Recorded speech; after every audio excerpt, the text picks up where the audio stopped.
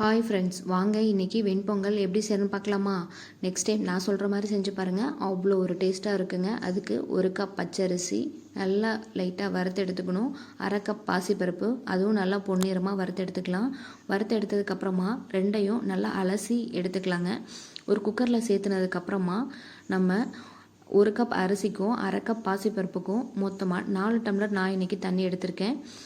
அதுக்கப்புறமா தேவையான அளவு உப்பு சேர்த்திக்கலாம். உப்பு சேர்த்ததுக்கப்புறமா குக்கர் மூடி போட்டதுக்கப்புறமா 4 விசில் விடலாம், இல்லைன்னா 6 விசில் விட்டுக்கலாங்க. நான் இன்றைக்கி 6 விசில் விட்டு எடுத்திருக்கேன்.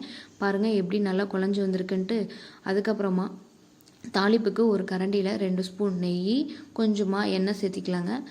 அதுக்கப்புறமா 1 ஸ்பூன் சீரகம், 1 ஸ்பூன் மிளகு, 1 கைப்பிடி அளவு முந்திரி, அதுக்கப்புறமா கொஞ்சமாக கருவேப்பிலை எல்லாமே தாளித்து பொங்கலில் போட்டதுக்கப்புறமா நல்லா கலந்து விடுங்க. கலந்து விட்டதுக்கப்புறம் கொஞ்சமாக சாம்பாரோட இந்த பொங்கலை வச்சு சாப்பிட்டு பாருங்கள், அவ்வளோ ஒரு டேஸ்ட்டாக இருக்குங்க.